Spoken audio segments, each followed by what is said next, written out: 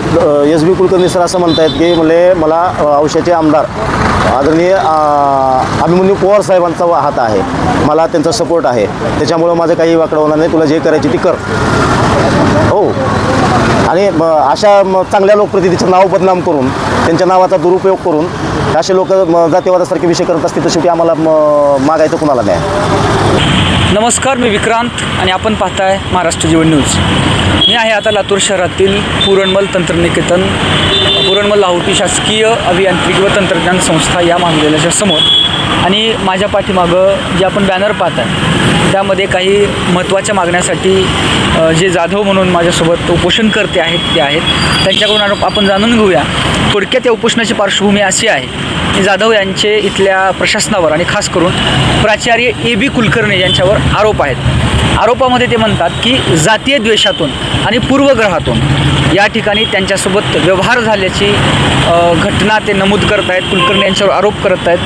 Sir, मला सांगा, तुम्ही एक खानावळ चालवता, कॉलेजमध्ये मेस चालवता, आणि मग तुमची जी मेस आहे ती मेस आता बंद पडली म्हणून तुम्ही उपोषणाला बसलात की तुमच्यावर अन्याय झाला म्हणून तुम्ही उपोषणाला बसलात? माझ्यावर अन्याय झाला म्हणून मी मुलींच्या वसतिगृहातील भोजनालय मी स्वतः त्यांना सांगितलं की बाबा ती परवडेबल नसल्यामुळे मी ती बंद करा आणि बॉईज हॉस्टेलचं राहू द्या. 23 जूनला त्यांनी एक ठराव मांडला की म्हणे मुलींच्या हॉस्टेलचं टेंडर काढू आणि बॉईज हॉस्टेलचं टेंडर ही पुढं जाधवला कंटिन्यू करण्यात यावं. म्हणून त्यांनी मला 23 तारखेला मला टाईम दिला की तारखा पण मला ते स्वतःच देतात, म्हणजे ह्या तारखेत तू पैसे भर, त्या तारखेत पैसे भर. मग 29 तारीख मला दिली होती, 29 जून. म्हणजे 29 जूनच्या ऐवजी मी 5 तारीख मीच मागून घेतली किंवा 5 तारखेपर्यंत पैशाची अरेंजमेंट करूनही करतो. मग ते योगायोगानं 5 तारखेला मला ते जमलं नाही. जवळपास म्हणजे 20,000 कमी पडल्यामुळं 5च्या ऐवजी 7 तारखेला पैसे भरतो म्हणून सांगितलं. मला 6 तारखेला फोन केला, तुला उद्याच्याला 2 वाजेपर्यंत टाईम देतो, 2 वाजेपर्यंत जर पैसे नाही भरलास तर मी निविदा काढायला देतो.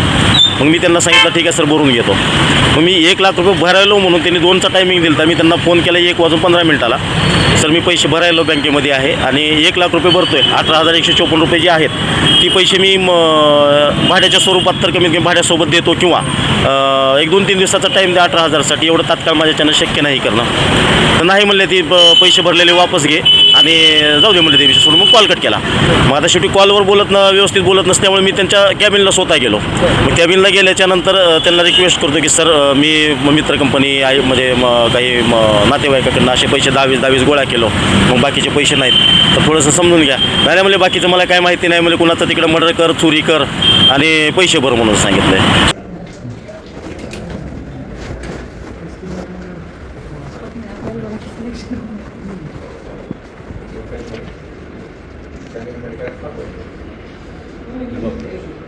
काही ॲडजस्ट कर, संबंध खराब होईल. तुम्हाला सांगतो मी ऐकणार नाही. 5-10 तू काहीही कर, जाऊन मर्डर करून चोरी करून घेऊन ये, भरलास ठीक आहे, नाहीतर उद्या सकाळी आपले संबंध आहेत म्हणून तुला एवढं 3-3दा बोलायला. त्याच्या आधी पण सांगितलं आणि तुला हे पण म्हणलं 15 दिवसापूर्वी तू हे भरू शकत नाहीस पैसे. सर 1 लाख रुपये केला. अरे तुला काय सांगायला मी, माझं वाक्य काय होतं, तू भरू शकत नाहीस बस. मी आता ऐकणार नाही बरं, तुला खरंच ऐकणार नाही. म्हणजे मी हात टेकले बाबा तुझ्या, एवढी कुणाला मदत केली नाही. आता त्यांनी खुलं आव्हान देत आहेत मला की कुणाचं मर्डर कर. समजा मी एखादी तसा काही प्रकार झाला माझ्याकडनं, मी त्यांचं नाव घेऊ का आता, कारण एखाद्या संविधानिक पदावर बसून त्यांनी त्याविषयी मला मर्डर कर म्हणून सांगतायत. आता पाठीमागचं पण ते किस्से सांगायला गेले तर ते त्यांना जड जाणार आहे, कारण जे की छत्रपती शिवाजी महाराज जयंती साजरी करण्यासाठी इथल्या स्टुडंटला आंदोलन करावं लागतं आहे, जे की ढोल ताशा वाजवण्यासाठी पोरांना इथं परमिशन मागावी लागते.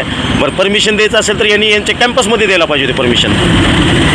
आउटडोअरला परमिशन दिली, मग ती बी कागदावर न घेता बॉईज हॉस्टेलला परमिशन दिले. म्हणजे वेळोवेळी यांनी कंटिन्यू जातीवादासारखा प्रकार करायचा. अशा एवढे भरपूर जयंती असतात, ही असतात, ती असतात असं बोलायचं. पाठीमागं एक निष्पाप जीव गेला, अतिशय चांगला मुलगा गेला तुम्हाला सांगतो त्याच्यात, आणि 5 पोरं अडकले.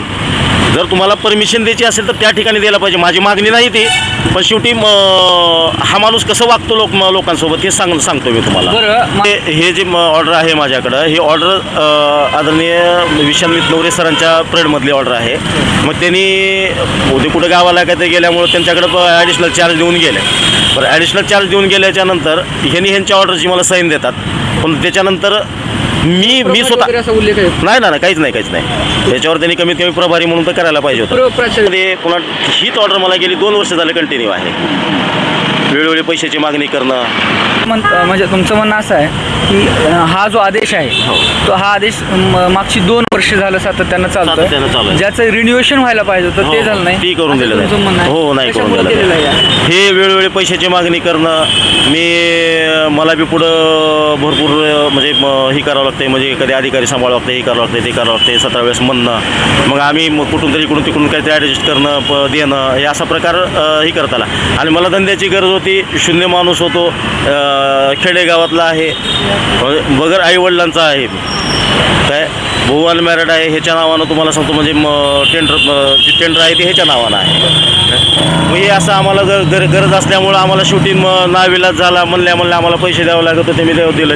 बरं, मागं ज्यावेळेस गॅसचा तुटवडा होता आणि बऱ्याच गोष्टी होत्या त्यावेळेस पण तुम्ही तुमचा तोटा सहन करून मेस चालवल्याचं सांगताय, तर ती तूट तरी भरून निघाली का? सर 2,000 रुपयाला एक सिलेंडर आणि मोठं सिलेंडर जवळपास 3,500 रुपयाला सिलेंडर घेऊन मी मेस चालवले आहे. आणि मला मेसचं फक्त मंथली 900 रुपये होतं.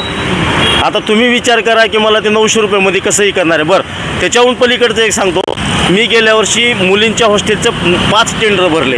5 टेंडरमध्ये मला जे घ्यायचे नव्हते ते मी लोएस्टनं टाकले, आणि जे घ्यायचं होते थोडं जास्तीचं म्हणलं तर लास्ट 1,090 रुपयाचं टाकलं मी. तर ते टेंडर मी त्यांना सांगितलं की मला सर मला परवडत नाही, आणि त्याच्यासाठी ही पुढचे कॅन्सल करतो आणि एक घेतो. नाही म्हणले तसं करता येत नाही, मला रिटेंडरिंग करावं लागेल, असं केले. आता ह्या वर्षी एक टेंडर काढले त्यांनी मुलींचंच हॉस्टेलचं, 1100, 1200, 1430, 1490चं मायनस केलं आणि 1600वाल्याला दिले. बरं, शेवटचे 2 प्रश्न घेतो. पहिला प्रश्न की तुम्ही यांचे जे वरचे अधिकारी आहेत, संचालनालय असेल किंवा वर, याचा पाठपुरावा तक्रार केली का? आणि या उपोषणाला तुम्ही बसला तर तुमच्या मागण्या काय आहेत? माझी मागणी अशी आहे, मी मुंबईला नाईक साहेबांच्या नावानं, म्हणजे जे संचालक आहेत त्यांच्या नावानं एक पत्र दिलं, त्यांना देऊन आलेलं आहे, त्याच्यावर पत्र आहे माझ्याकडं. दुसरी गोष्ट, मला तिथं संभाजीनगरला जाणं शक्य नसल्यामुळे, एका दिवशी 2 ठिकाणी जाणं शक्य नसल्यामुळं मी संभाजीनगरचे आपले जॉईंट डायरेक्टर श्री लडाणे सर म्हणून आहेत, त्यांना मी निवेदनाची प्रत पाठवली, त्यांना कॉल रेकॉर्डिंग्स पाठवली, त्यांना व्हिडिओ पाठवला, आणि त्यांना मी सांगतोय की सर मी असं आमरण उपोषणाला बसणार आहे, त्याच्यावरती काय कारवाई करणार आहेत ती बघा. तरी त्याच्यावरती एक कसल्याही प्रकारचा त्यांनी म्हणजे रिप्लाय दिला नाही, त्याच्यावरती म्हणजे काय म्हणजे ॲक्शन घेतली नाही. काय मागण्या काय आहेत? मागणी माझी अशी आहे की अशा जातीवादी प्राचार्यांचं निलंबन करण्यात यावं, आणि जी मुलांच्या हॉस्टेलचं जी टेंडर प्रक्रिया केलेली आहे ती रद्द करावी, मला पुढं कंटिन्यू करण्यात यावं. तंत्रनिकेतन महाविद्यालयाच्या बाहेर जे उपोषण सुरू आहे, ज्या संदर्भात तुम्ही आता बातमी पाहिली, तर त्याची दुसरी बाजू म्हणून या महाविद्यालयाचे प्राचार्य डॉक्टर SB कुलकर्णी यांच्याकडं आम्ही गेलेलो होतो. पत्रकार म्हणून त्यांच्यासोबत सविस्तर चर्चा झाली आणि त्यांची दुसरी बाजू जाणून घेण्याचा प्रयत्न आम्ही केला. त्यामध्ये प्राध्यापक कुलकर्णी यांनी त्यांच्यावर उपोषणकर्ते यांनी लावलेले सर्व आरोप पूर्णपणे फेटाळलेले आहेत.